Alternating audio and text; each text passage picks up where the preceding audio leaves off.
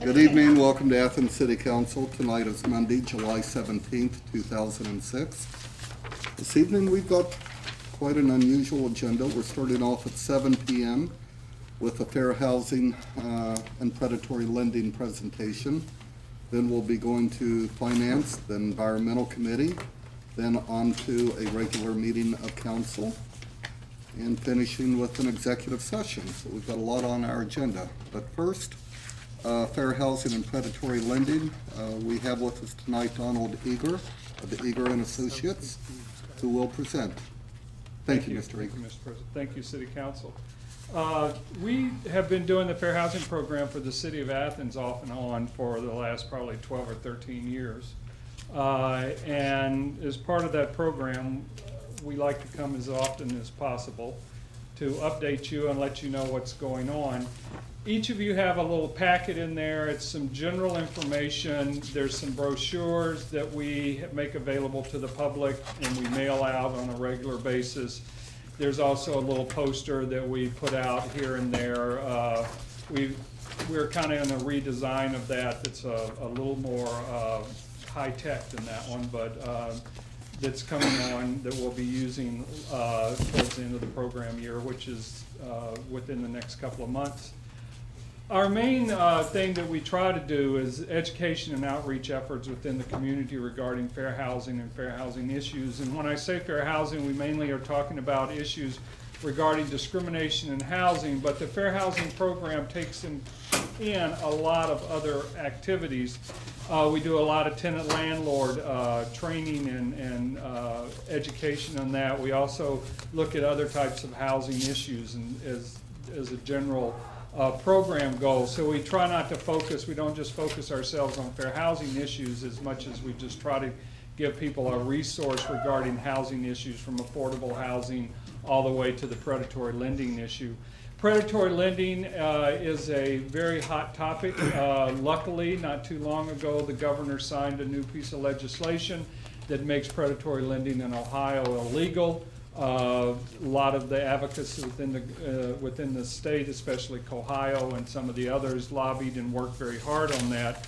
The thing that we are gearing up and have been doing, we just recently in June we did or late May we did a presentation for realtors within the city that got 3 hours of continuing education on a program. It's basically called Real Estate and Lending, but it's basically to talk to them about the issues of predatory lending and other credit problems. Because along with predatory lending, we're talking about that part of the subprime lending market where they have abusive mortgage practices.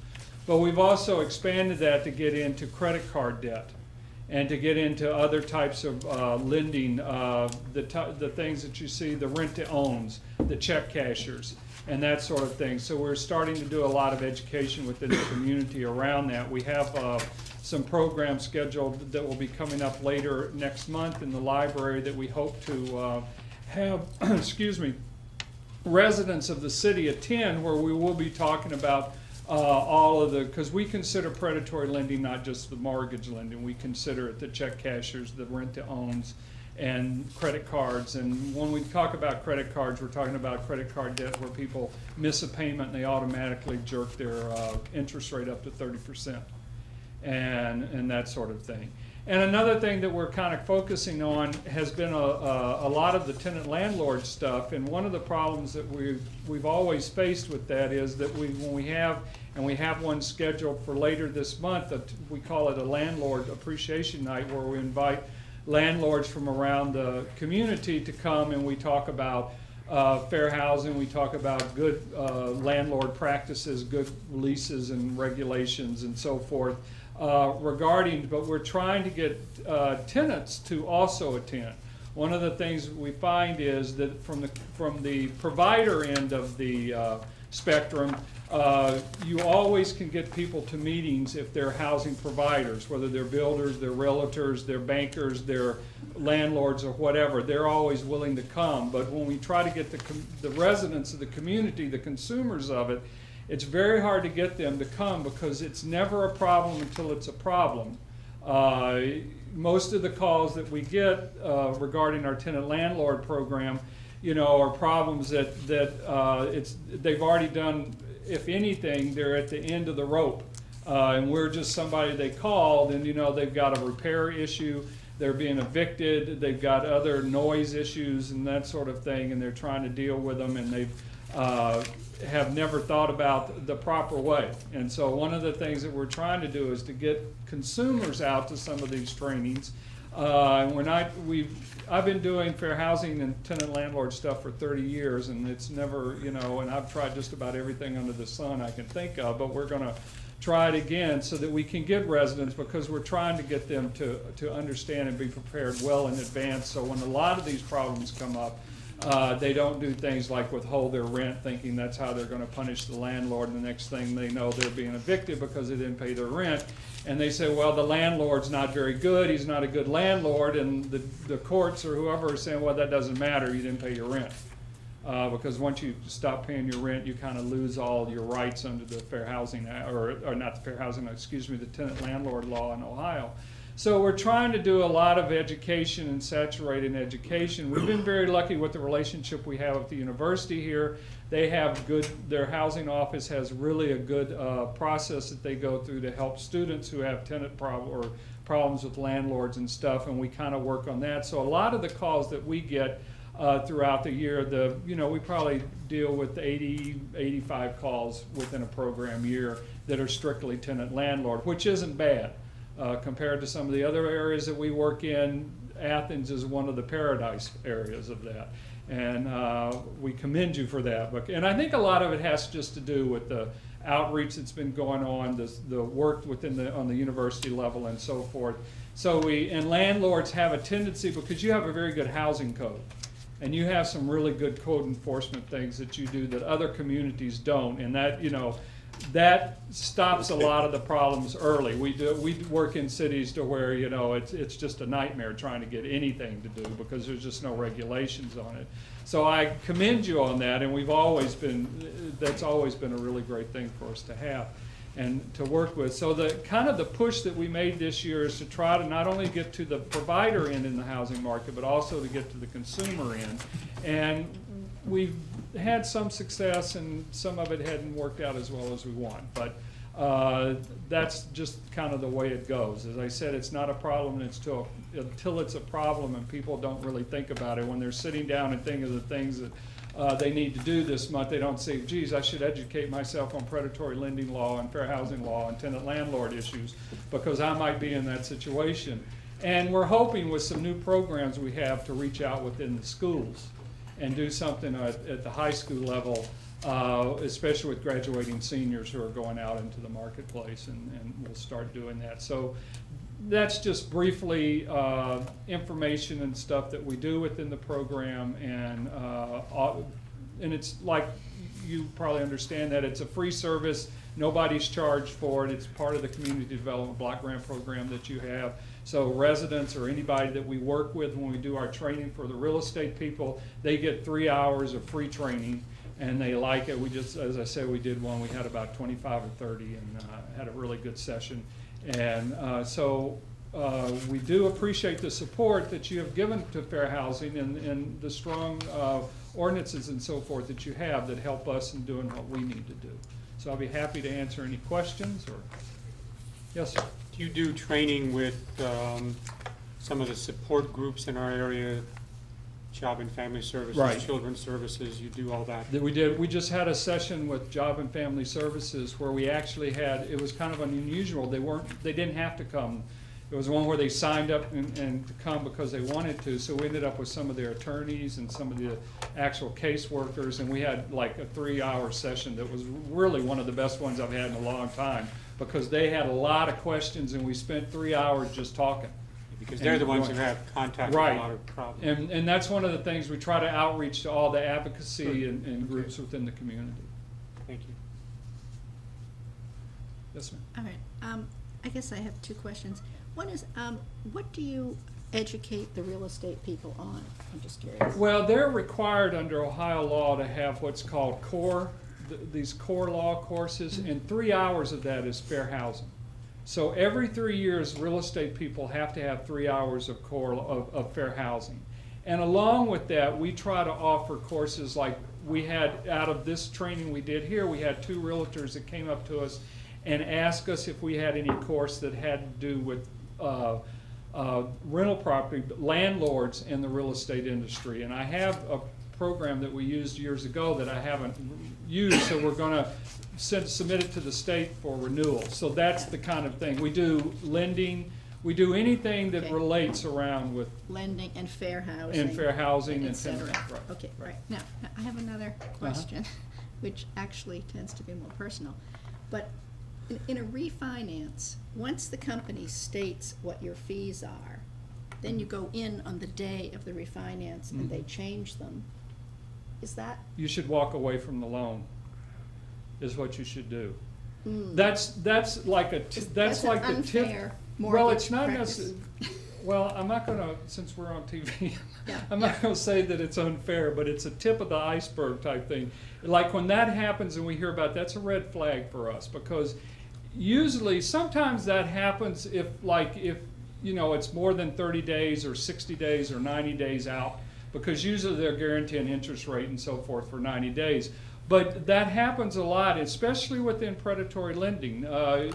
We run into those kind of examples all the time where they go in to sign the loan and the interest rate's gone up 2%. Fees have gone from $1,500 to $6,500, you know, and those kind of things. And people are so intimidated. Consumers are very intimidated about that whole process. That Ditech commercial where they show Yeah. you with that big stack Well, of you're paper. ready for the day. Right, I yeah. think I have someone to report to you. Okay, have them call the 1-800 number, please, because Okay, they do you, shouldn't. you have an 800 number? Yes. It's on the. But it Yes. goes to your It goes local directly to group. the local, Okay. it goes directly to our hotline. Will do. Please do that. Thank you. Yes. So you said you do outreach, I assume that's with the off-campus housing and Yes. the student advocacy programs? Right. What about something like Good Works? Do you end up approaching them? As homeless, they'll eventually have. Yes, we do, well, they're on one of our mailers. Okay. And I know my wife handles a lot of those kinds of contacts, and she calls and talks to people and then sends out a lot of information to them on that. I can't tell you if they're on my schedule. I haven't hit them yet this year, program year, but they might be on the schedule. She usually tells me on Monday, okay, here's your schedule for the week, get ready to go. That's the way we do it. And I assume the Community Relations Commission too, CRC? Right, Okay. right. And if somebody were to call this 800 number, what kind of response, what would they anticipate happening? I mean, they call up and they have a problem, you'll say, we're going to charge right in, or, you know, bring. Well, what we do, like what tenant landlord calls, since we're not attorneys, we just give them, like if somebody calls up and says, my landlord's evicting me because I didn't pay the rent, then we give them the scenario of what will happen. The first thing we say is go try to pay your rent. And they say, well, I tried that and the landlord wouldn't accept it. So we give them the steps that will happen within the process. And then we also, like if they need repairs, we give them the information that they do need to request that repair. Like everything needs to be in writing. They need to write a letter to that landlord and, you know, give him 30 days to make the repair. Those are for non-emergencies. Others you can do, you know, whatever based is figured unreasonable. So we assist them in that without trying to give them the legal advice. And then if we do, you know, we refer to legal aid, and then we try to do as much as we can on that. Now, if it's a fair housing complaint, we do jump into that. I mean, as soon as we get it and we've talked to them, and if we determine, based on the information they're giving us, that, you know, further action needs to take place, then we'll do what we call testing, we'll do some type of investigation, and then we will assist them in filing the complaint with the Civil Rights Commission. Or if it's truly a grievance, there's a number of fair housing attorneys in the state that we work with that we will refer them to. Okay, so really the first issue would be like a phone consultation. Right, Okay. exactly. And we have a 24-hour turnaround. It rings in, and then, you know, and then we call them within 24 hours. Okay, thanks.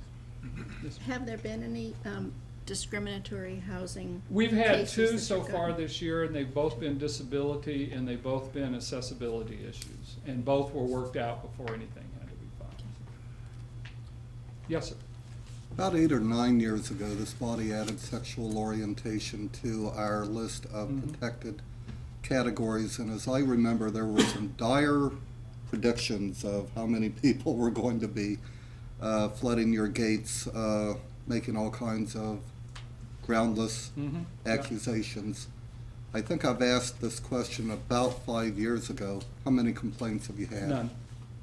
Absolutely zero. Okay.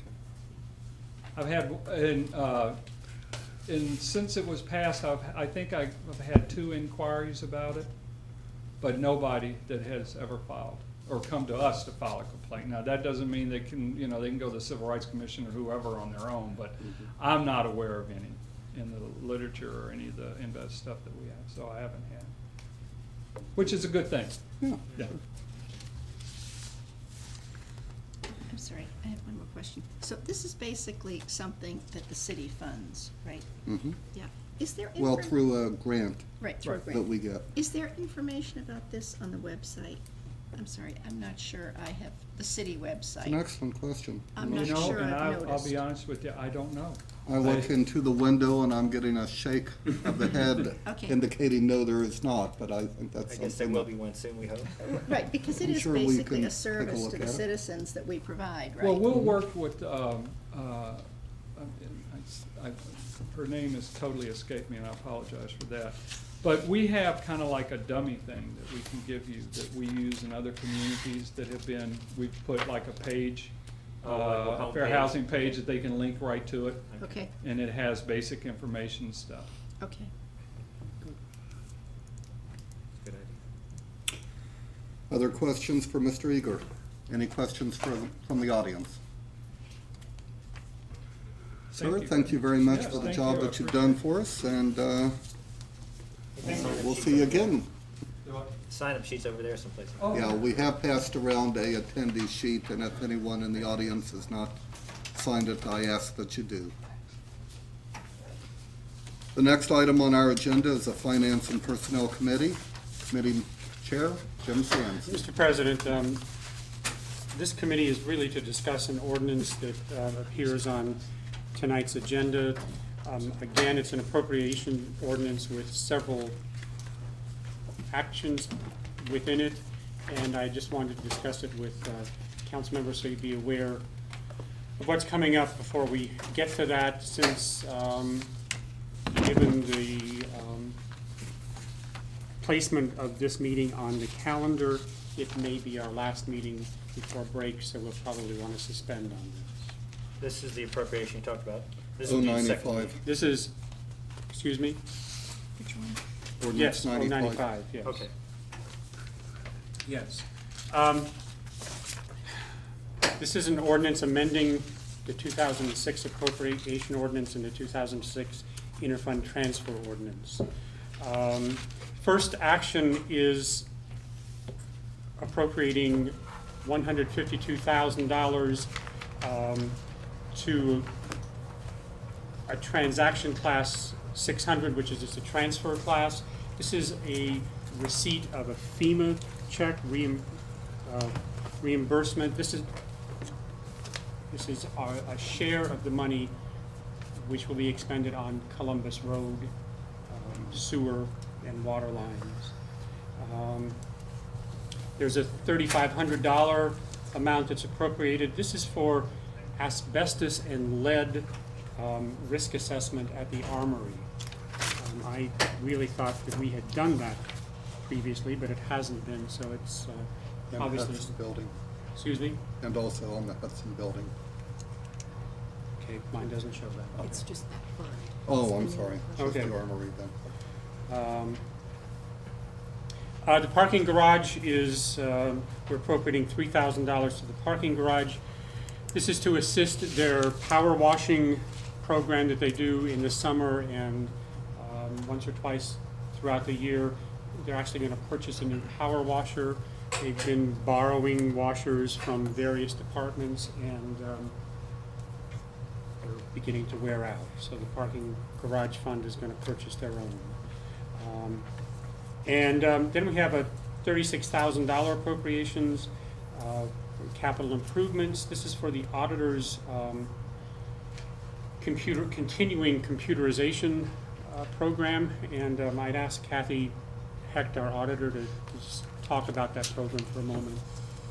Okay, about 25,000 of that is for the software and training for data imaging, which means we would be scanning most of the papers in our office and storing them. The other 11,000 is for a separate server than the one we have. We have our own server for our financial reports, our reporting in our office, to keep it separate from the city server. And so it has some storage on it, but if we start scanning all of this paperwork, we're talking about all our tax files. We're trying to give you numbers about that. We have about 4,000 tax accounts that are active. And some of those returns get quite lengthy for businesses. We also are interested in scanning our purchase order and vouchers, which also can get lengthy with phone bills, itemized phone bills, and other invoices that we have to attach. And we have a fairly small space. I think most of you have been up there, and so and even our storage, because we do have document retention that we have to have on schedule for several different things. So we have an attic space that's very full. We have stuff stored on Richland Avenue in the house, and we are getting pretty claustrophobic within our own office space. And I've talked to the mayor about this. The law director's office is already doing data imaging, and we would like to do this and add this on to help with our storage issues for all the paperwork in our office. I can give you information too about how many checks and purchase orders that we process a year. It's a lot, thousands, and we have to store all those, and we have boxes and boxes, and so anyway, that's the plan. And do you have any other questions for me about? So when you say you're going to scan them and store them, you're going to store them electronically. Exactly. Rather than keep those papers. Right, and so one of the reasons we need a separate server is because we will run out of memory, because we will do some back scanning, go back, so we can get rid of some of the things we already have. And also, if we fill up our present server, it will slow down our reporting processes for our daily activities, so we need a separate server for that. We thought we could put that off for a while, but it looks like we need to have that up front. The other thing I might add is we do need scanners. We don't have these scanners in our office, but there is another one in the street department. I think it was actually used for GIS that we're going to borrow and use to do our initial scanning for a while, and then probably purchase some desktop scanners for tax and accounts payable. You had a question? Well, I guess my question just is, if you scan them, then you're gonna throw away the paper documents? We are. I We're mean, not what going to be about- doing that with the first Well, I was gonna say, 1,000 what or about so, backup but we and will. everything? I mean, Pardon? what about backup? Well, I that's mean- another thing, and actually Ron Forrest, our city IT person, will help with that, but we do have backup in our office on our financial software. We contract with CMI, Creative Microsystems, Inc., and they have backup. Okay. And so when we have issues, we can ask them to restore our files. We actually back our server up daily at the end of the day, and we take the tape across the street and store it in a firebox in the old parking garage office, the booth. And so we have extra backup, and we would be doing the same kind of thing for this other server.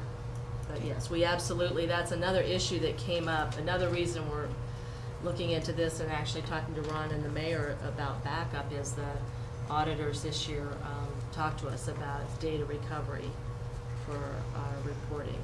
And so that's, we always have had that backup with our tape, but it's just really important in this day and age, and all the things that can happen to our computer systems. And Right. I was we've had concerned, some yeah. outages or downtimes in the city, and we have lost information. And most of the people in our office spend their entire day, entering information, making changes, and, so when we lose that, it's a lot to restore it. And so, yes, we would absolutely have to have backup, even for that server, Right. even though, Yeah, that there was would my be other- concern, that Yeah. if something were to Oh, happen. that's and it, we didn't have the exactly, no, we paper. talk about that all the time, and a lot of, and now we even have issues with, spreadsheets and things that we keep on our desktop or on the city system on Outlook that we share files like timesheets and vendor lists with, the city, and trying to make sure we have backups for that, if something happens to the end drive that we share. Paul? So, how long do you legally have to hold on to all this information? It depends on the information. There's a schedule Okay. that we used by the state, but, it'll be a lot easier to hang on to if we have it stored that way. When we first start this, though, we won't be scanning and tossing right away. So you have a system. Yeah, the software company that we have, CMI, although we will have to go out to bid for this, but they recommend that you hang on to stuff at least a week. And so we might do it even a little bit longer initially, but at some point when we're comfortable and we know we've got it, we know we have it backed up. And we also have talked to our auditors about the records retention and what we have available. They actually like the idea a lot. Instead of going up in the attic and digging through file boxes for vouchers and thumbing through, 10 different size invoices, trying to figure out what was what, this will make a lot easier for them to audit.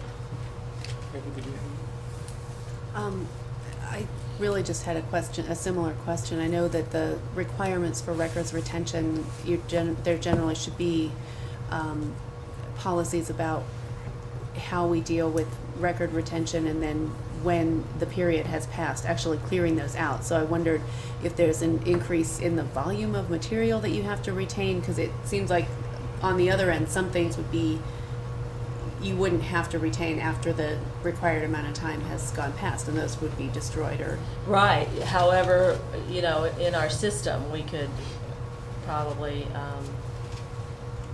You're just saving them in electronic means instead of Yeah. paper means. Mm-hmm. But the Records Commission maintains the criteria and the records of how long each document has to be kept, or if it's permanent document. some of our things, personnel files are permanent. We do have a fair amount of records that are permanent. Tax files, And some of those are gonna have to be maintained as paper right. files. And we would keep those, as long as we have them. It's Really? just that we can never destroy. Now, we do destroy things. Not a lot of things, but, we can. Vouchers and timesheets, warrants, purchase orders. But some are 3 years, some are 5, some are 7. And so they're just in boxes for years until and it's a lot every year to purge those files. Although we're in the process of doing it now. We did it 2 years ago when I first came in there. There was a lot up there. But yes, as the mayor said, we have a records commission that meets twice a year, and there's, there is a schedule put out by the state that we can follow, where we can go ahead and destroy records once they've been approved. And I But guess yes, some things will be permanent. a follow-up question then is, technology changes and storage media change, and if you're required to store things permanently or even for 7 years, I guess I have some concern about how rapidly technology changes and whether it's being able to plan that far into the future based on an electronic medium or technology seems like a hard thing to predict. Sure, I can't predict that either, but, I don't know. We take our VHS tapes and people can now put those on DVDs. I guess I just see us transferring over whatever information we have to, the best medium to retain it.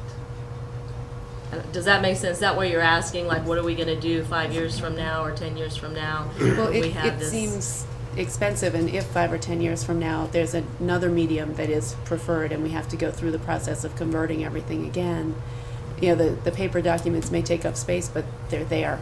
And But keep in mind, they are a fire hazard.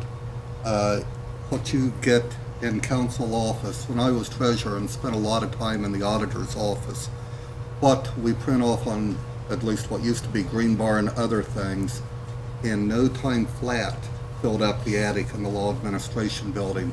I know back then we were storing stuff up on the ridges, were we not? Do we still take paper up there? There was a period of time that some was going up there, I know. Maybe it was a prior administration, but My office doesn't, but that house on Richland Avenue is full. I was just in there a couple weeks ago, and so we have stuff up there. And like you said, we did have an inspection about 2 years ago, and there were issues with how close to the ceiling we can have boxes and But things being able to stored. retrieve it, whether it's from a VHS tape or from a DVD type, format, what difference does it make? As long as you are able to get it, that's all, and see what it is and see who signed off and all of that. But by the time, I don't think anyone really has a good appreciation for the volume until you truly do spend time up there, because when it starts with the purchase order and attached to that is the invoice and all of that, times $250,000 a month is how much you spend on, non-payroll items every month. So, the volume is unbelievable. It's It a lot. I really, guess really that's is. my feeling. We have lots of DVDs at home, but we still play some of our VHS tapes. I guess Yeah. I don't see that there's gonna be any hurry to transfer that information.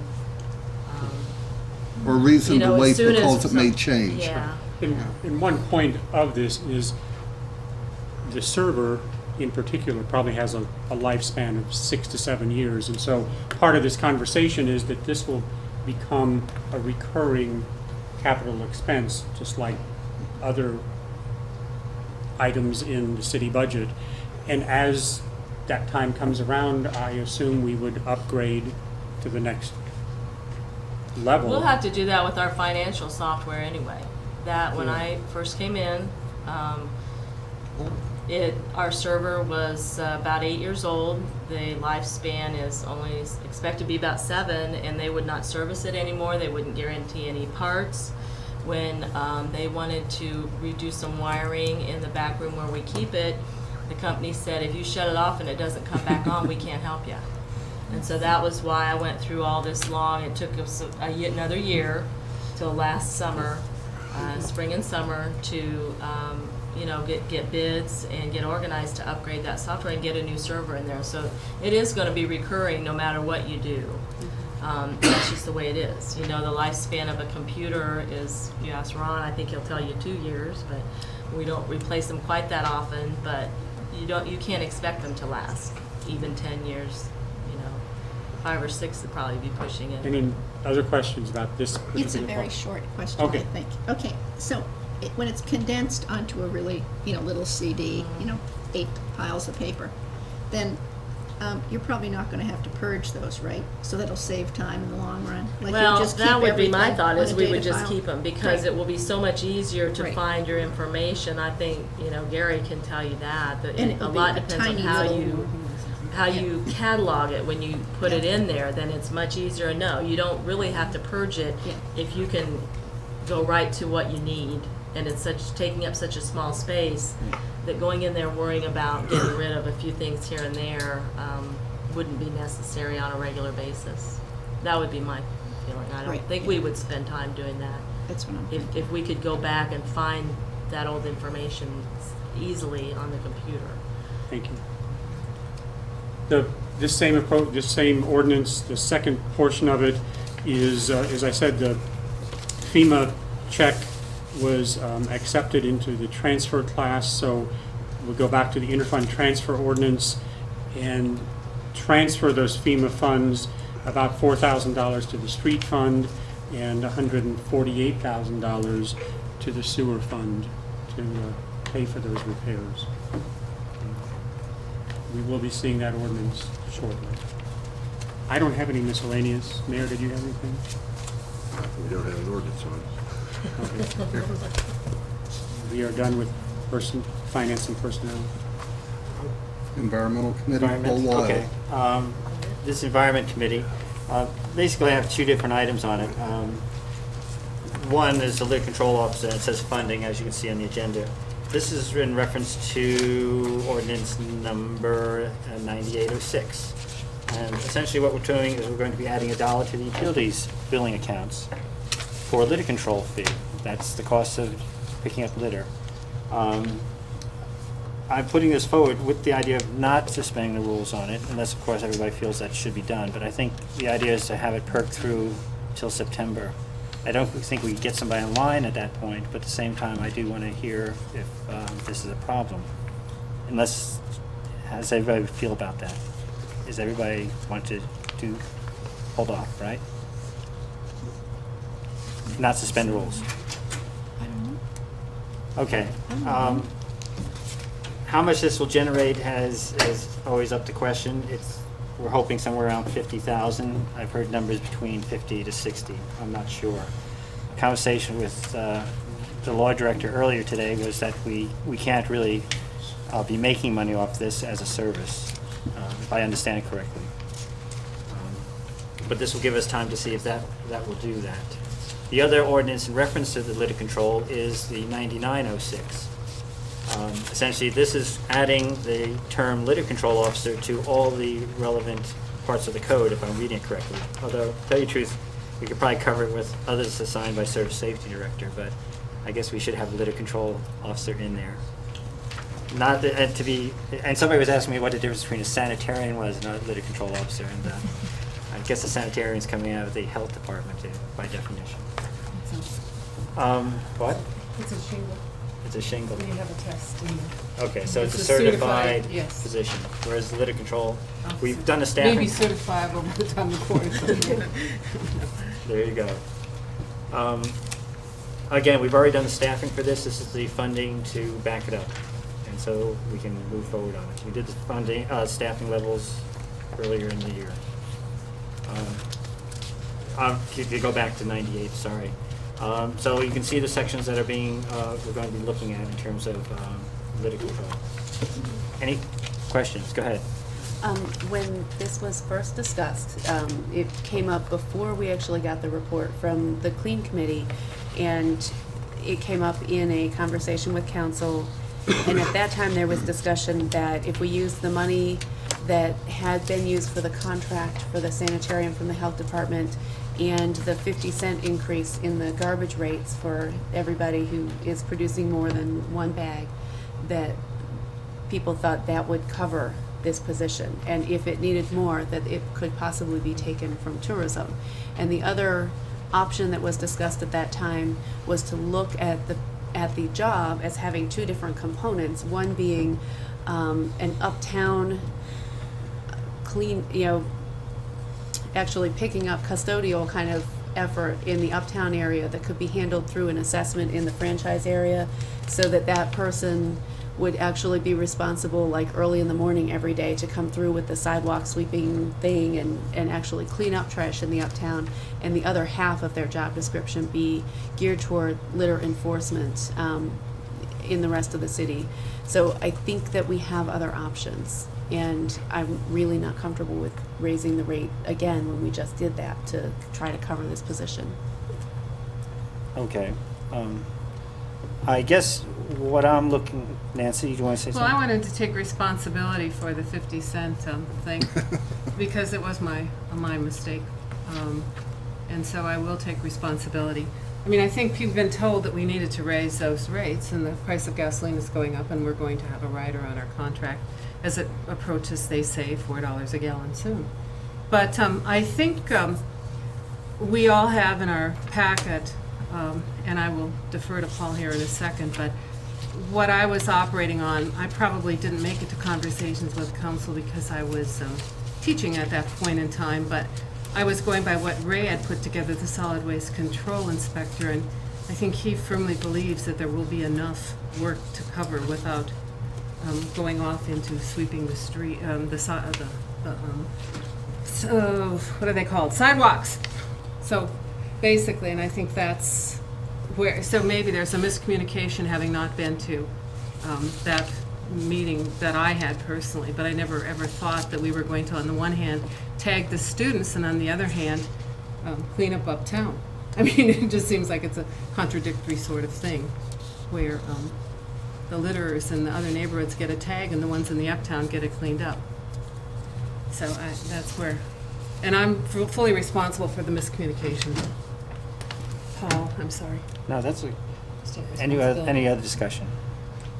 Carol? Just continuing on this, so what is the actual explanation for the 50-cent raise that we have already put on the extra bag? What was that money designated for, and what is it being used for? That's a good question. I do not know. I think we need to We got take a time. good look at That's, that. that's But why I'm while giving this it is in. a month to Right. find out And I in July. appreciate that. Yeah, and we also had, and it wasn't going to, I think they were going to collect around, under 20,000 was the amount. That And was it the- wasn't enough to cover it, and we kept hoping that the new improved billing system was going to discover some, and that was going to cover it, but it just hasn't done. It's not, it's still in some state. And we have already, in our contract, said that we will allow a renegotiation should fuel prices go up. And so we knew, I knew we were going to have to do something before I stopped being in the head of that committee. I do understand about the fuel prices, and certainly that's a reality, but I do think that we need to very carefully explain what the two raises are going for and the accountability on that before we pass this. Well, we spent 2 years I know. spending down a carryover, so we were $30,000 behind over those 2 years. Right, And then we spent $30,000 on recycling bins. Right, way Which- back from the 2 years ago. No, just in spring. That was And 20. yeah. 20,000. But when we first started talking about this, that there could be a problem in that fund, and that perhaps we needed to raise the rates. I was part of that conversation and agreed with that. Yeah. But I do think that we need to very carefully explain to folks. And I think we could probably do it by looking at the gap between the expenditures when we ate all the carryover while we were waiting for the implementation of the new system, and then we spent more money on recycling bins. I mean, because it's very close, other than the contract, and so maybe we can go over it next time after we go to 130 Central, right? Been there. Actually, So I bye. Bojinka, go ahead. Okay, so just to try to put some of this together, what's being proposed, this job summary, this explains really what the litter control officer would do. Yes, it's peripheral information to the ordinance. Right, okay, but I was just curious here. It says, this position may be occupationally at risk for blood-borne pathogens. Now, does that imply the person is going to be picking things up? I mean, so that is more than a citation officer. It kind of gets back to what Debbie was saying. I mean, it's more than somebody who just gives citations. Is this person going to be actually, Go ahead, Jim. I wouldn't think necessarily. I mean, if you've seen the messes at move out end of the year, I just investigating and looking at them. An address. Yeah, trying to find an address. It is dealing with trash, not necessarily picking up trash, but dealing with it means getting your hands dirty sometimes. oh, they actually have to, like, Look for an address. look, oh, touch it. No, they put gloves on it. Yeah, well, I was just trying to get clear, But I don't think that implies that they would be out collecting. picking it up, as we had discussed once, I remember, that it was possible that somebody might be doing that, yeah. Okay. Anybody else? Okay, Hey, Paul, one more. go ahead. One argument that I see that makes this more attractive, and the Clean Committee actually came up with the funding formula, I didn't, but since so many of the rental properties that generate litter are carried away by commercial, and the money goes with them too, as we know, and we don't get any, we get a minimal amount for inspections, then with this particular funding formula, which the Clean Committee came up with, and I thought was pretty darn good, we will be getting it from both the commercial accounts and the other accounts. And that gives us, because the residential accounts, City of Athens, do not, alone, should not have to pay for it. And that's, so citizens did a good job, I think, in this particular case, giving insight. I mean, we were trying to cobble it together so we wouldn't have to go too far, blah, blah, and then, you know, it was brilliant. Thank you, guys. And would you What's explain Anchor? how that's in, how the $1 per, okay, dwelling per month. Okay, so this is the utilities account, but if it's not collected by the city, do these people have a utilities account? Water. Water and recycling, Yeah. those are two accounts that Okay. do not cover the So that- garbage. Okay, And it would be hard for someone to say, I don't believe in litter control. I mean, I would like to see somebody say that to me, because I would just say, I can't believe it, I'm gonna get your neighbors on you. Okay, so as I say, this will be the first reading. I don't think the sanitarium was on budget for this year, but I'm not sure. I'll check into that if I get a chance. We had some. We had some carryover from last reports. year. We've had reports too in spring quarter. Okay, but I think that was carryover from last year, money from last year. Okay. I thought we didn't spend it out. No, we didn't spend anywhere near. Okay. And as for the tourism fund, I seem to recall that, but it didn't click. And again, this has been languishing for a while, and I just want to get it moving.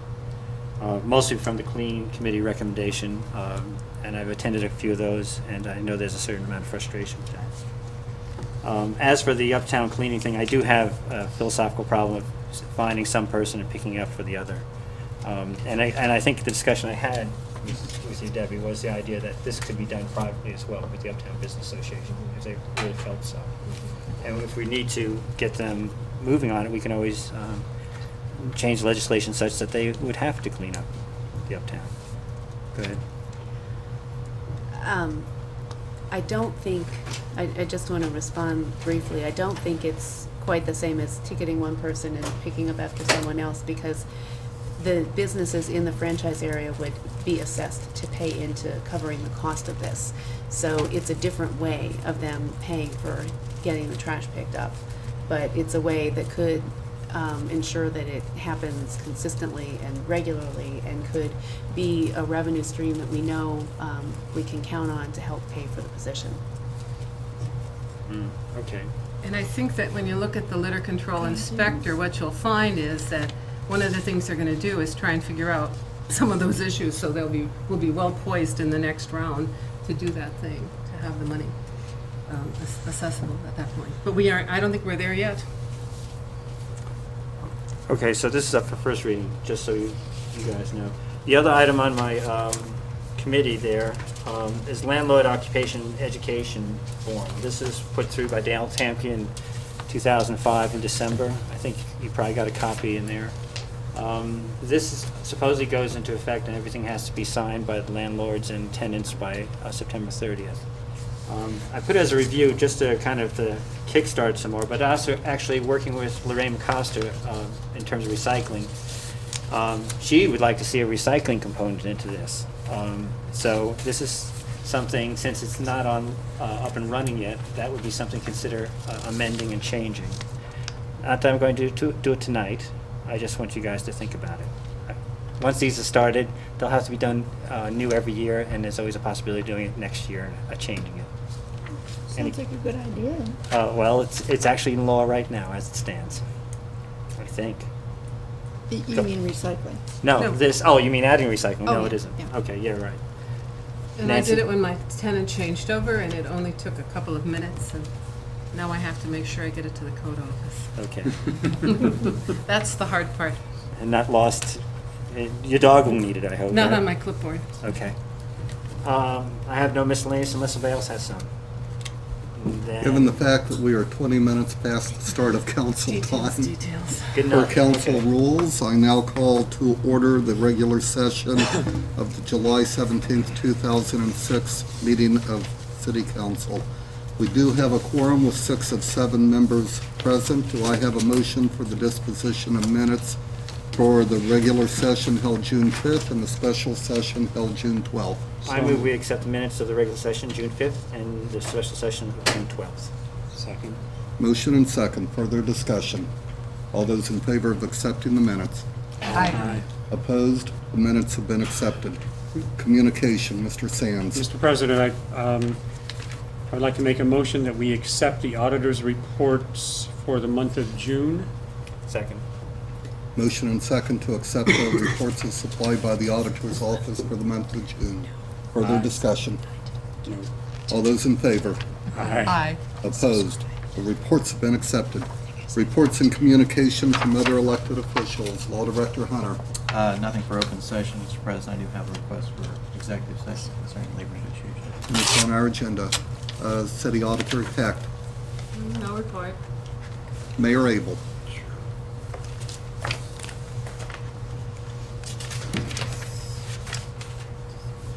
Just wanted to give a brief update on a couple of projects. I was encouraged today to at least see a track hoe and a bulldozer at 682 and Union Street. That I was project's- hoping that's what that was for. I'm but hoping I- that they promised me, once again, that they would start work on that this week, so Maybe I'm teasing. hopeful of that. The High Street project's going very well. It's probably ahead of schedule by probably about 2 weeks right now.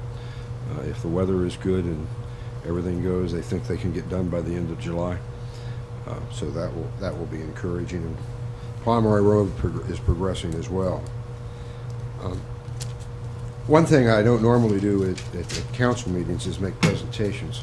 I usually save those for my press conference. But I thought this was somewhat of a special occasion.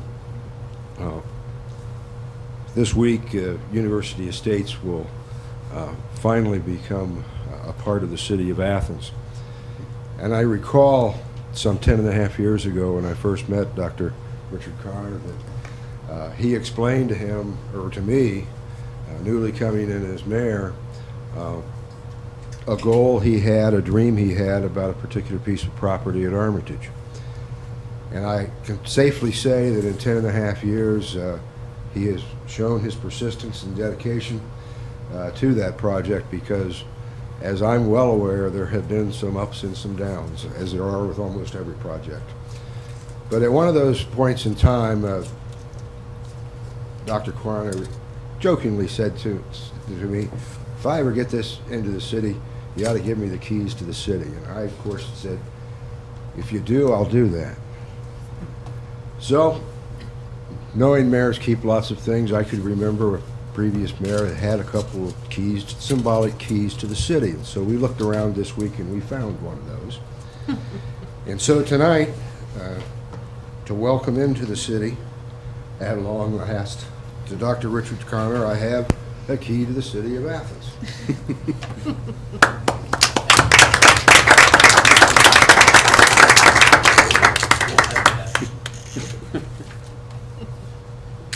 Thank you very much. I greatly appreciate that. And as usual, I'm never lost for words, so let me share a few thoughts, because in receiving this, we really do see this as a gesture of very goodwill among ourselves. And as we go forward in developing University Estates, we take very seriously this acceptance and assure you that we have every anticipation of being good citizens of Athens. In some ways, when my wife and I were invited to Athens in April of 1995, it seems like only a few days ago that we came. And we then purchased the land that now is known as University Estates in December of 1997. In some ways, as you aptly pointed out, it almost seems like an eternity, especially when you realize that when we first came to town, I was 6'2" and a blonde. Needless to say, we have accomplished a great deal, and it has been with some challenges, and yet I'm really proud to say that I really feel you've stayed by our side, Mayor, all the way through this. And even after our fifth accomplishment, fifth time at attempting, we now have accomplished that. I and my senior management in our staff meeting today discuss very openly our commitment to this relationship. And I asked him to join me here tonight, and I want to introduce him if I may. Our president of our site development and site management is Mr. Pat Lawson. President of our construction services division is Mr. Ron White. That's right, Mr. Ron White. Ron joined us just a few months ago, and I'll speak more completely about some of his accomplishments already, but he's done a great job for it. Of course, Mr. Lance Rep, who's been with me at my side since I literally came here, and is working with us very closely in administration, as well as taking a lead in the development of our golf course. And then Mrs. Christina Dean, who is with us in administration as well as heading up our financial services division.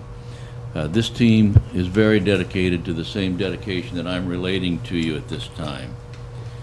We're also very aware that over a period of the years, Athens has had the unfortunate circumstance of a decreasing taxing base while you still experienced an increase in your cost of government, leading to the necessity at times to have to decrease your services while at the same time increasing your taxes. The obvious answer to that solution is to expand your taxing base. By this annexation, you have expanded yourself by approximately 22% of your geography, 830 acres, zoned or permitted for 1,600 units, even though we've only designed approximately 1,156. And the accomplishment of a project that's going to have huge and enormous impact on this entire community.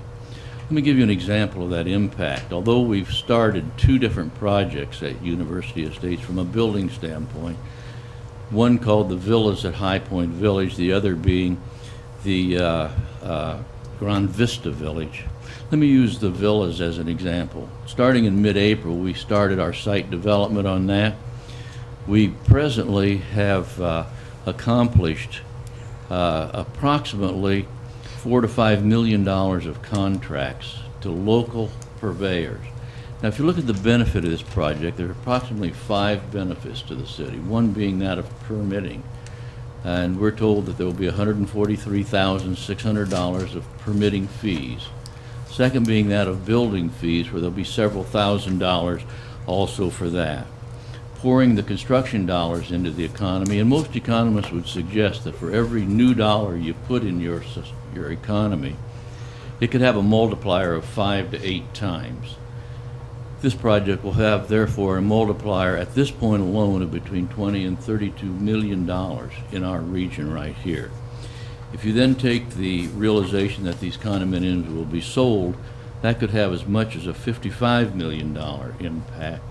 You then will be enjoying continuing real estate and personal income tax revenues from University Estates.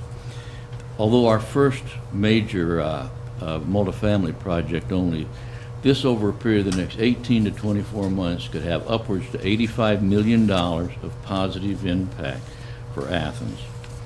We think that that's probably fairly significant, and if one were to look at the more global view, the accomplishment of phase 1 alone will bring approximately $1 million revenue to the school system.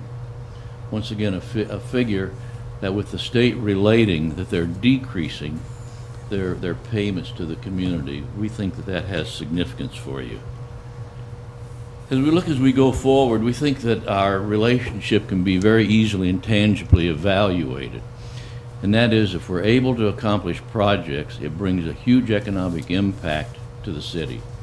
So the cooperative spirit in which we have to put in place those permits and those necessary accomplishments can easily and tangibly be shown for the city as well as for University Estates.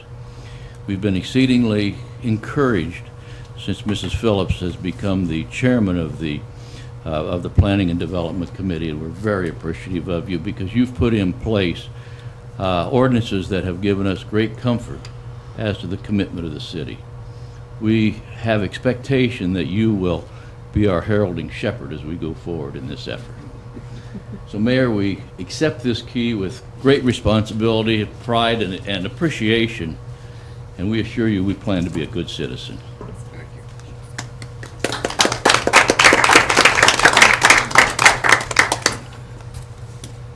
Thank you, Dr. Conard. Anything else, Mayor? Nope. Okay. On to the agenda. A bit of a surprise this evening. Let's see, on to reports and communications from other elected officials. Already did. Sorry. Ordinances for third reading. Ordinance 8206, an ordinance amending the Athens City Code Title 13, General Offenses, Chapter 13.04, Offenses Against Public Peace, Section 13.04.10, Unnecessary Noise. Nancy? Jim? Mr. President, Mr. President, I move adoption of ordinance 8206. Second. In this ordinance, council has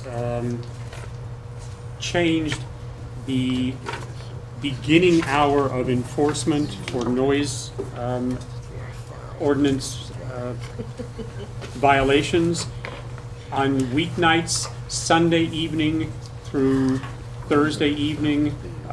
Currently, violations begin at 11 p.m. We're asking that this be moved earlier to 10 p.m. We are not changing any other times with regard to the noise ordinance going into effect. So it's 10 p.m. Sunday evening through Thursday evening are the changes. Other comments? Member Weil? So this is not going to change during the weekend. That's what you're telling us? That's correct. Okay. Friday night and Saturday night will remain at midnight for violation. Okay. And the, I think the only other feedback I got from some citizens was the concern about, I guess the police shift change is at 10, and therefore they weren't sure. They would like to see it moved up to 9. I actually heard some, and I said that's a little bit too early. But again, they was concerned about the logistics of that. What? Alone. Yeah, the sun's not even going down. But as I say, that was just feedback concerning the logistics of whether the enforcement could actually be done if there's a shift change at 10. And I just said, look, it's an improvement, but. That may be a valid point. I guess we'll need to find as we go along. Yeah, I think that's first thing to do is check it. How long does it take to change the shift? 15 minutes, I mean, Yeah, probably. so it's 10:15. Other comments? Member Phillips?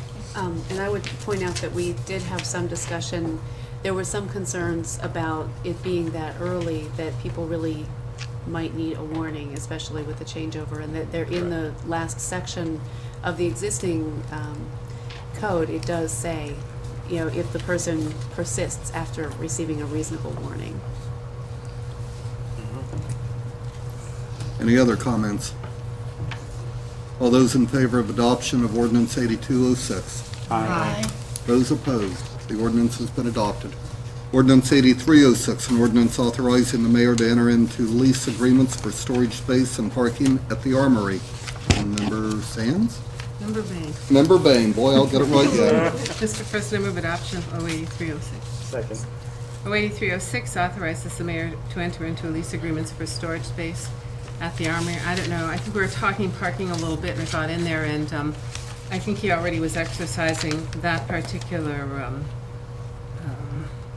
option. One of the things that I did find was 2003, 2004 off-campus list of rental parking. I found that on Court Street, the $210 per quarter for overnight parking was pretty much standard.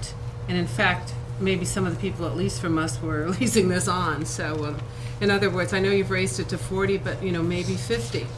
Because it may be the lowest parking spaces on the court scene. I will thank Debbie Walker for finding this information for me. Actually, I have to thank the utilities billing. It's downstairs on the first floor, right next to utilities billing. Okay, we'll have to go buy some stickers. So, we could make a bit more money, I guess, with that. But anyway, we did move to adopt it. I think the Historical Society is a likely candidate. They're spending $1,200 right now for storage capacity. It'll be as is, just as storage capacities, complete with running mice or whatever else happens to be in them. So they all vary, and so this one varies a lot, as we'll see. Further comments on ordinance 8306? All those in favor of adoption of the ordinance? Aye. Opposed? The ordinance has been adopted. Ordinance 8506, an ordinance creating an unclaimed monies fund and establishing guidelines. Member Sands. Mr. President, I move adoption of ordinance 8506. Second. This is very clear, as the title implies. An unclaimed monies fund is a fund that is required of us by the state auditor's office, into which we will deposit checks that are written by the auditor's office but not cashed, other unclaimed funds. Those funds will be required to stay there for a period of 5 years, during which time attempts will be made to identify the person to whom they are written. At that point, they would be deposited into the general fund. At this moment, we do have a fair balance of unclaimed monies. I believe the auditor mentioned something in the $20,000 range. 26,000 now. That have been- Some payroll and some. That have been languishing for over 5 years, so this could be deposited to the general fund at this point, once we have this ordinance. Further comments? All those in favor of adoption of ordinance 8506? Aye. Those opposed? The ordinance has been adopted. Ordinances for second reading. Ordinance 8706, an ordinance closing a portion of Court, Union, High, and Washington Streets on Saturday, August 12th, 2006 for the King Midget Jamboree. Member Patterson. Mr. President, I move to suspend the rules on 8706. Second. The reason for the suspension is the date of the activity. Motion and second to suspend the rules. Is there further discussion on suspension of the rules only? All those in favor of suspending the rules? Aye. Opposed? The rules have been suspended. Mr. President, I move for adoption of 8706. Second. 8706 has actually been read 3 times because it was amended at the last meeting to make a time adjustment because the information that we had originally received was not correct, actually had taken from a previous event, and that's how that came about. A great event, and the street's supposed to be finished, and so it should be a good time for all on August 12th. Member Patterson, I've just had it pointed out to me by the law director that for the ordinance to be effective on August 12th, it will need an emergency clause. That requires, Yeah. Mr. President, I What? move to. No, I think we need to withdraw our Suspension. suspension, and then you can make other motions. Um, Is that correct? Yeah. So, Mr. President, I retract my motion to suspend the rules on 8706. And our second on that was? Mr. Sands, could we ask you sure. if you're interested in I'm very withdrawing your interested in second? withdrawing my second. Mr. President, I move to amend 8706 by adding an emergency clause. We'll have to have a vote on unsuspended, okay. Okay, we have a motion, and Mr. Sands, did you second? I believe I heard over there. Yes. Sure you did. A motion for an emergency clause to be amended to ordinance 8706. Further discussion on amending ordinance 8706 to add an emergency clause. Stretch it out, stretch it out. Seeing none, all those in favor of amending the ordinance? Aye. Those opposed? The Mr. ordinance has been amended. Mr. President, I move for suspension of the rules of 8706. For all the reasons For the same mentioned before. reason. Further discussion? All those in favor of suspending the rules? Aye. Those opposed? Rules have been suspended. Mr. President, I move for adoption of 8706. This was changed up. And it's still And this going to one be a is- great event. Change here. All those in favor, further discussion? All those in favor of adoption of ordinance 8706? Aye. Those opposed? It's been amended, it's suspended and adopted. Ordinance 8806, an ordinance closing a portion of Union Street from Court Street to College Street on Friday, September 1st, 2006 for an Ohio University pep rally. Mr. President, I move to suspend the rules on 8806. Number one, we okay there, yeah. And the reason for the suspension is the date of the event. We get 8806. Further discussion on suspension of the rules only. All those in favor of suspending the rules? Aye. Those opposed? Rules have been suspended. Mr. President, I move for adoption of 8806. Second. Mr. President, this is the event that is scheduled to take place on move-in weekend on College Street, or Union Street between Court and College. And Chairman of the Transportation Committee, Amy Flowers, did a great deal of work in terms of communications with our police department, the OUPD, and the administrations.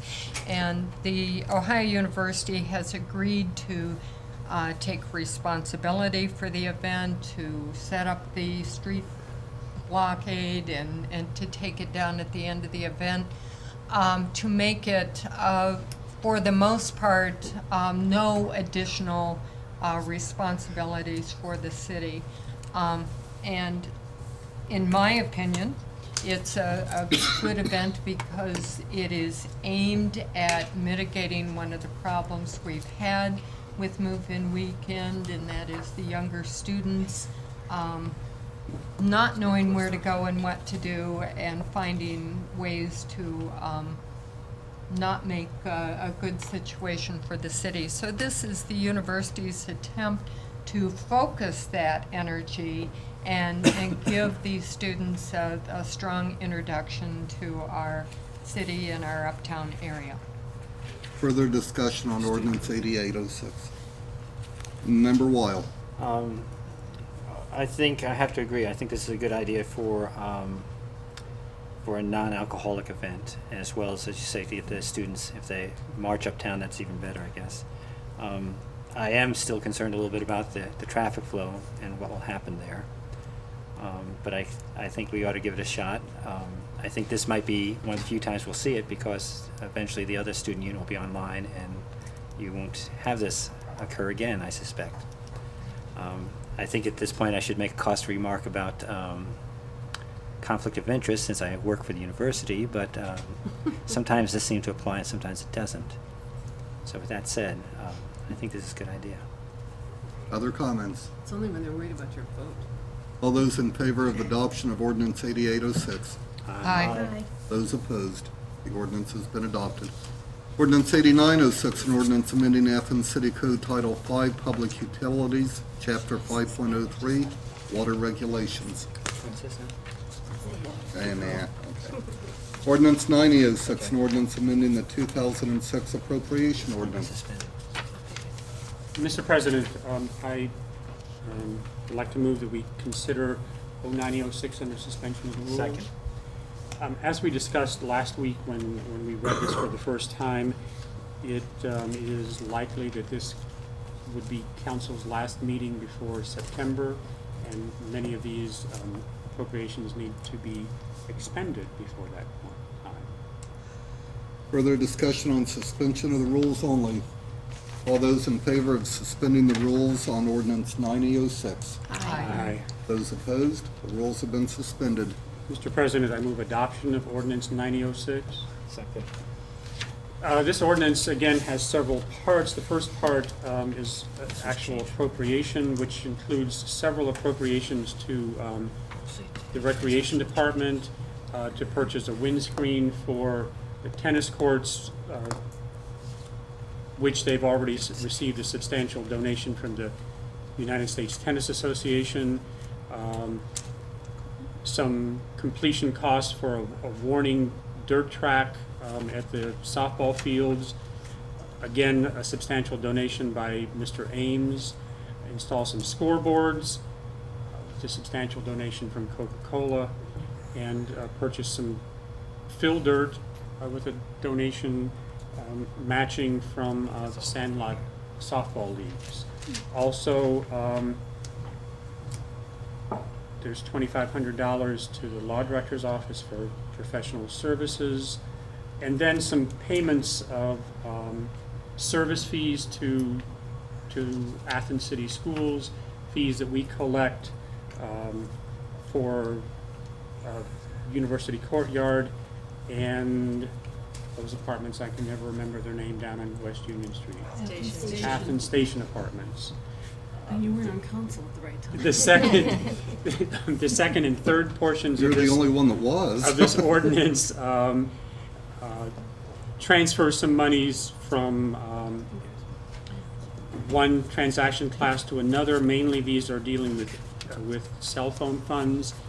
Again, the city is following the state auditor's recommendation that cell phone expense payments are taxable, and their recommendation is that we not provide cell phones, that we simply allow employees to be paid a portion of those funds that they use for city calls.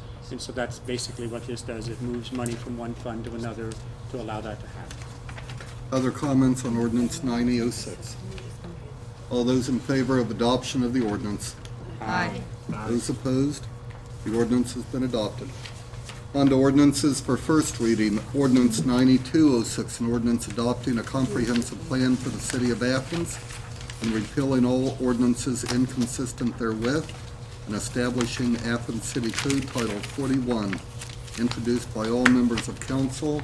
Member Phillips, Member Bain will be speaking to As it. the last surviving member of the original committee, I guess. Mr. President, 09206 is read for the first time, encouraging members of council to take a look at the plan that the Planning Commission set forward, compare it to your the work on the previous plan that Pogemeyer put out, see where you stand. I mean, I don't think it would be good not to read it over. I guess I would say adopting the comprehensive plan, not a comprehensive plan. And, it just seems like that's the right article, since it is in the next line, the comprehensive plan. The mayor has told us that it is, there were no amendments to it, it's been reorganized. So, you might want to check it out in the 6-week time period we have and see if you agree that, well, I mean, obviously you agree because there's been no amendment, but, if you have any problems, we'll come back and discuss them. I'll try and arrange a meeting on that. We're putting it up tonight because 9306 is, or 9306 seems important to get moving on it. We did send it to the Planning Commission in June 2005 when Pogemeyer delivered it, and so it does seem like it is definitely time. And so September 2006, we'll have the next 2 readings. So read away, guys, read away. Yeah. Council members received an email from our clerk that the revised comprehensive plan, the reorganized comprehensive plan, is now on 2 CDs. How can citizens have a chance to view that in the next 6 weeks? I was thinking we had it on the website. It The is on the website. new one is on the yeah. website? Well, it's the same thing, it's just reorganized, yeah. Well, However, that I don't know, I guess we seemed better to be put an it on the important website. thing. And We'll do everything we can to accomplish that. Okay, thank you. We've got a thumbs up from the window. Yeah. And then the other thing is, I don't remember talking about putting it in as Title 41 in the meeting, so it's all news to me, so maybe we can discuss that in September also. I mean, go from nothing to everything, that's wonderful, but let's make sure it's what we want. Okay. First, with the concurrence of the law director, our parliamentarian, the Article A comprehensive plan will be recognized as a typo and changed to the comprehensive plan. Thank you. Let's go to the chair of the Planning and Development Committee first. Member Phillips. Thank you, Mr. President. I just want to say that I want to recognize once again all the work that people from many different parts of our community put into working on the plan. I think it's really exciting that it's moving ahead and that we're able to start moving it through council. I believe that there there will be a copy in the council office as well, if people want to look at a printed copy and the mayor has a printed copy of it. Those aren't, it's expensive to print out the map, so I think having it online is a good way for people to have access to it. But if somebody wants to come in and look at the plan, that's possible.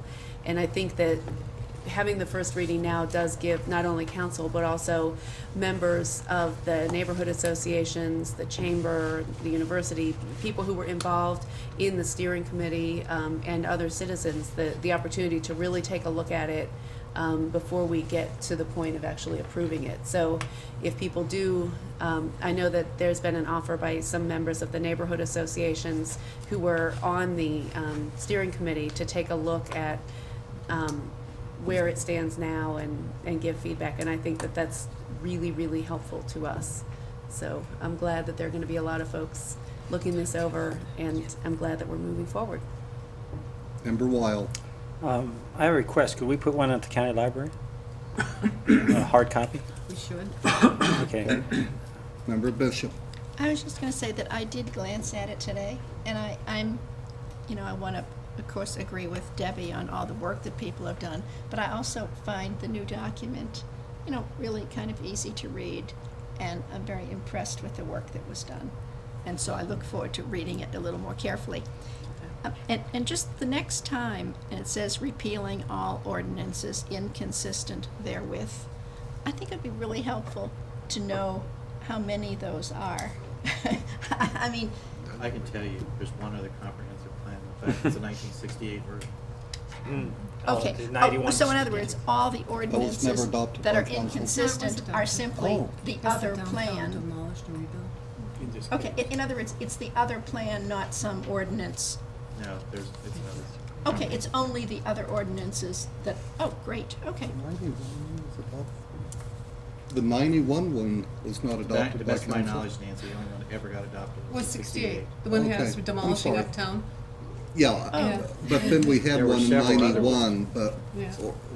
Sarah's thing. Yeah, well, it was never sent to council for Yeah, adoption. Because exactly. they didn't have to do it. Okay. But I the one in don't- 68 was. Yeah. Okay, You're I didn't correct. know if that meant, various random ordinances that we have passed since. Remember when we started? Okay, over here, next. No. Anyone? Nothing. Anyone from the audience wishing to speak? I'm sorry, Member Weil. I'd also like to thank the planning commission for doing all this work too, especially them. Or Melissa especially, right? Oh yeah, and Melissa for And Melissa, redoing it all. yes. Anyone from the audience? Mayor? Happy reading. Yeah, I guess. We will be adopting it Thursday, is Okay. our plan. Good. Yeah, I have a bit of a question though. If it was produced by Pokemeyer and then revised, whose plan is it? I mean, it's the planning commission's Athens plan. City. Should it be? But even should it more be important, who gets the Pokemeyer? plaque? No, no, I mean, I guess I'm thinking about, how the students in mechanical engineering had trouble for taking somebody else's language and, that's really. Nancy, we paid for it, so it Right. really It's not- belongs to the That's city. Well, I don't know. I mean, I'm just wondering how it all fits. And I don't think there's really any will to charge the planning commission with plagiarism, but we can look into that. No, I do, but I do think that it's Well, serious. You're all incorrect. It's really the citizens that came to all the meetings and worked for it. planning. Absolutely. Not Well, any- maybe. any Well, one it doesn't body. say based It's the on a citizens. plan developed by. I don't know and what it then- says. I haven't seen it yet. Oh, I didn't notice that, but I think that's an interesting point, to give credit where credit's due. A Yeah, long time in coming, a lot of money, and a lot of citizens' involvement. I think we Right. came close to 300,000, or did we No, break it? 220. 220? Wasn't, but I do think we need to credit Pokemeyer. Of Yes, course. a lot of, a lot I of mean, that- money, they a weren't lot of my effort by choice, a but- lot of people. I agree. Other comments on ordinance 92? Seeing none? No? Okay. Ordinance 9306, an ordinance creating the Comprehensive Plan Review Advisory Commission and amending the Athens City Code. Member Phillips. Mr. President, this ordinance does just what it says. One of the recommendations in the comprehensive plan is that we develop a system of benchmarks and performance measurement so that all of us in the city are able to see how we're doing in making progress toward the goals and objectives. And the way that was recommended to move this along is to create a citizen commission that could actually put together the performance measurement system. And that's what this ordinance does. It just lays out, there will be 7 members appointed by council, 2 representatives of the neighborhood associations, 1 member of the business community, 1 person with relevant expertise from Ohio University, and 3 other citizens who are, in the Athens community. So this would be a public body that's subject to open meetings rules. It lays out the appointments. There'd be 3-year terms, and the commission is generally charged with developing this system of benchmarks and performance measurement and helping to keep the public involved in really monitoring performance toward the goals and objectives. Other comments on ordinance 93? Member Points. Sands. I think the ex officio members are interesting. The mayor and his or her designee, a member of the Planning Development Committee of City Council, the city planner and the county planner are also non-voting members of this committee. And the second point is that this Citizens Commission would advise City Council on actions that council would take. Other comments? Yes, Member I just Patterson. would like to thank Debbie for working with the law director and getting the language so that we all can live with it and we don't have these people becoming the code office. Any others? Member Wild. Good job all, citizens and city council. And Lots of back padding going on tonight. And Debbie Walker did a lot of the getting the Debbie, language not out. yeah, we appreciate you too. Major milestone. Ordinance 9406, an ordinance accepting a sign from the King Midget Car Club and expressing the appreciation of the city of Athens, Ohio. Member Patterson, can you speak to this? Mr. President, I feel that it's appropriate to go ahead and let this go for the 3 readings. Debbie Walker has contacted Steve Pearson, and there are 2 ways that the sign could be put up for the event. One is special signage for an event, and he can give permission for that to occur so that the sign can be ready in time for this 60th anniversary. And the other possible way is grant a temporary use permit. However, that would cost them $100, and so my recommendation would be that we do it the way that would be no cost to the King Midget group. And I particularly also want to point out the whereases of this particular ordinance, and it did end up being an ordinance rather than we discussed would it be a resolution or an ordinance. But whereas the city of Athens is the birthplace of the King Midget Motors Company, and whereas the King Midget has been billed as both the world's #1 fun car and the world's most exciting small car, and whereas the King Midget is the only small car continuously manufactured for nearly a quarter of a century, and whereas King Midget is celebrating the 60th anniversary and has planned a King Midget Jamboree on August 12th, 2006 in Athens, Ohio. Other comments? Member Bishop. I was going to say, are there any kind of guidelines for this type of sign, size? Should have been here last week. Okay, I'm sorry, I missed the discussion. You did Yeah. miss it, but yes, it's. The answer is yes. There are regulations, they've brought in a design. Okay. I don't seem to have it in my voluminous notes. Okay. But again, Amy Flowers has done a lot of work on this, and a Okay. lot of communications with the group, and this gives us an opportunity to see it too, before we accept it as the gift to the city. And to hear all those arguments one more time. Like Stroud's and other things, we may wish to give it back. Were there other comments? Or let it fall. Member Sands. Mayor, you have an advisory committee who works with you with regards to the city entrance signs? Or is there a group? formal committee. I mean, we have, have architects designed for the signage that we have in 3 locations, and then we run Does that, and look those, it's been approved by the tree commission. okay, does the architect give advice on location, or do we kind of give him A the lot of it is location? where we can get the right of way to be able to do it, because in some instances, because of the highway system, ODOT, the state of Ohio, has a limited access right of way, just like we've always wanted to put one there on East State Street, but that's all ODOT right of way because of a limited access highway, and they have not granted us permission to put one. Now, we could probably go behind the fence, which doesn't make much sense, by Bob Evans and put it, because then we're on university property under lease to them. But, so who has the right of way really will control what signage. If the state of Ohio owns the right of way, they control what signage can go in it. So if council members have ideas about where this sign might look good, then approaching you or Ray Hazlett might give us some idea. Sure, and I think that one of the things you could also do is go on the Athens County GIS site and just looking at turn on the auditor's parcel map, and you can see who owns it. Remember when we were doing, or we're still doing, the bike path extension, we had to get permission to ODOT to put the extension of the bike path in the limited access right away owned by the state, which we received.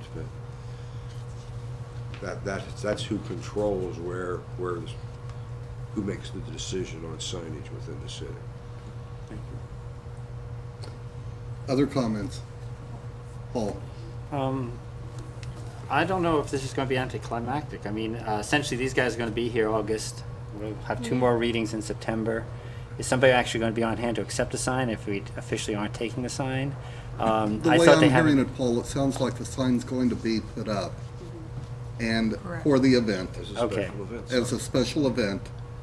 Then when council meets again, they may choose to accept or not, depending on if you like the looks of it or not. And we'll go from there, And the Okay. location. and the location. Is this a fuel-efficient car? I'm just curious, I'm just curious. Have you never seen a How King cars are Midget? coming back in, Go I'm just the- curious. So Jinka, you will have to go with me on that day. I am interested in hopefully purchasing one, so, I'm having Smaller that than some golf midlife carts. crisis. Yes. I need a Oh, convertible, it's like a so little I'm, small, it's like a little smart car. it's a large golf cart. No, it's a small golf.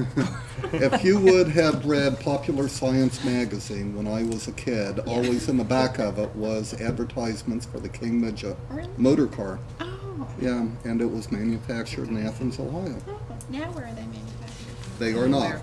They stopped manufacturing them After in 25 years. 1969. Oh, I see. Yeah. Thank you. I But see. I really encourage you to go to the event, just so that you can get a good feel for Oh, an integral part of the history of Athens. oh, interesting. Are there other comments on Ordinance 94? Ordinance 9506, an ordinance amending the 2006 appropriation ordinance and the 2006 interfund transfer ordinance. Member Sands. Mr. President, I would like to move that we consider ordinance 9506 under suspension of the rules. Second. For the same reason I asked for suspension of the other financial ordinance. Some of these appropriations need to be expended during the month of August before council might meet again. Other comments on suspension of the rules? All those in favor of suspending the rules? Aye. Opposed? The rules have been suspended on ordinance 9506. Mr. President, I move adoption of ordinance 09506. Second. As we discussed in committee just a short time ago, this ordinance has 2 portions. The first portion appropriates some funds, appropriates some money for asbestos and lead risk assessment in the Armory building. It appropriates some money for the parking garage fund to buy a power washer to use to clean the parking garage this summer, in August actually. It appropriates some money for the auditor's office to buy the software and the server that we talked about earlier. It also appropriates $150-some thousand, which was a FEMA check that the city has received, put into the general fund, and now it's being transferred. Approximately $4,000 of it to the street fund and about $148,000 to the sewer fund for repairs to the Columbus Road sewer line and some work on the water line and street there. Motion and second to adopt ordinance 9506. Is there further discussion? Just one from me. Mayor, is that the total amount we're going to be getting from FEMA on that? No, this just covers the temporary pump and some of the engineering to go to design. The total amount of money is about $850,000. That's what I was thinking. I was hoping this was This not. was just, we just get reimbursed though as we spend it. That's just the reason for the next That's right. ordinance. That's the next one. Other comments? All those in favor of adoption of ordinance 9506? Aye. Opposed? The ordinance has been adopted.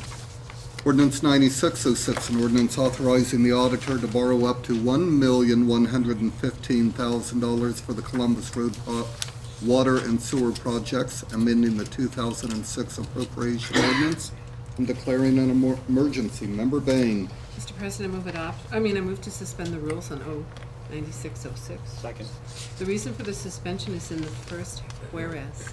The Columbus Road water and sewer projects will be ready to bid in 2 weeks with an award date in August and a September construction timeline. So we are under a time constraint in order to fund it and to do what I will talk about in the actual movement of the ordinance forward. We need the suspension. Further discussion? All those in favor of suspending the rules on ordinance 9606? Aye. Opposed? The rules have been suspended. Move adoption of 09606. Second. 09606 will borrow money to front the money that we will be reimbursed by the FEMA, which has many different expansions of the acronym these days. And luckily for us, though, the city administration, particularly Andy Stone, got the funding, as the mayor mentioned, $800-some thousand probably, and that's a marvelous thing for us in this particular case. So we will be fronting it, paying it back, but this is the borrowing of it, the money to front that particular activity. Further discussion? All those in favor of adoption of ordinance 9606? Aye. Those opposed? The ordinance has been adopted. Ordinance 9706, an ordinance authorizing an increase in the authorized expenditure for the renovation of the Arts West Community Facility, Project 216. Mayor Abel, do you need suspension on? No, okay. Mr. President, this is actually the meat of the ordinance is in section 2. It's just to increase the appropriation ordinance by $10,000. This is $10,000 that has come in donations. And it comes from the Olympic founders that are $100 donors to the facility, as well as a donation from Hocking Valley Bank. The money at this time is being used to include Arts West in the asbestos risk assessment and to work towards a backstage bathroom. Other comments? Very good. Ordinance 9806, an ordinance authorizing a fee for litter control. Member Weil. This was the fee for the litter control officer. We brought it up at the Environment Committee earlier. We'll continue with this discussion come September. Other comments? They are getting worn down, aren't they? Ordinance 9906, an ordinance amending Athens City Code Titles 5, 13, and 29. Again, Member Weil. Okay, this is the amending of the section of the code that pertains to a litter control officer, including the title litter control officer. You'll notice that this refers to 50203D, 50211, and several other ones, 13076 and 291202. Again, some of these things includes who can actually do citations and enforcement of litter control, which included the code enforcement officers, sanitarian, litter control officer, and others assigned by the service safety director. Again, this is just authorizing and changing those parts of the code, Athens City Code at this point. Other comments? Kind of somewhat noteworthy, we almost broke 100 ordinances before August break. Announcements and other business. Member Weil. I have a request, a recommendation to reappoint members of the Tree Commission. Their term has expired. The two members are Lee Gregg and Alvy McWilliams. And these are for 2-year appointments. Other comments? Do I have a All those in second? favor? But surely we have a second to those Second. fine nominees. Okay. I'll second. Yeah. Other comments on these nominees? I'm new to the, I'm on the Tree Commission these days. I'm new to it. I don't think I can retain all those Latin names, much less which type of trees they're talking about. I'm impressed by their enthusiasm and their ability to look at this stuff and really, think it out, where the trees are going, what the trees are going to do. They really do a good job. They're dedicated. They are. They truly are. Alvy McWilliams has been a public servant for a long time in that regard. All those in favor of accepting the nominations? Aye. Those opposed? They have been reappointed. Okay. Other comments or other announcements or other business? Is it appropriate to announce something about the Communications Committee right now? Sure. Okay. I had a student who needed to do an independent study, who was very interested in websites. So she basically did an analysis of the city website and 3 other websites from college towns in Ohio, plus some large cities and a couple of international websites. And so she has some recommendations and some analysis, and actually we stack up really pretty well. But there are some recommendations. So I'm just going to give to the Communications Committee and any other city council people who'd like it a copy of the report, and of course to Ron and the other folks. And, we understand that, time is difficult, and some of these recommendations may require a little extra, if we decide to do them, some extra contracting out or something, if we decide that that's appropriate. But we do have some recommendations on improving the city communication via the website. But maybe that can be reviewed at your next committee after Exactly. everyone has time to take a look at it. Right. Very good. Other announcements or other business? I don't see any committees being meeting next week. Okay. Opportunity for citizens to speak on legislative items and city services that have not been covered on tonight's agenda. Is there anyone wishing to speak to council tonight? Seeing none, and seeing that the next item on our agenda is an executive session being held for labor negotiations, do I have a motion for council to go into executive session? Member Weil. I move we go into executive session for labor negotiations, including the law director, the auditor, and the mayor, and city council members. Second. Okay. Member Weil. Aye. Bishop. Aye. Bain.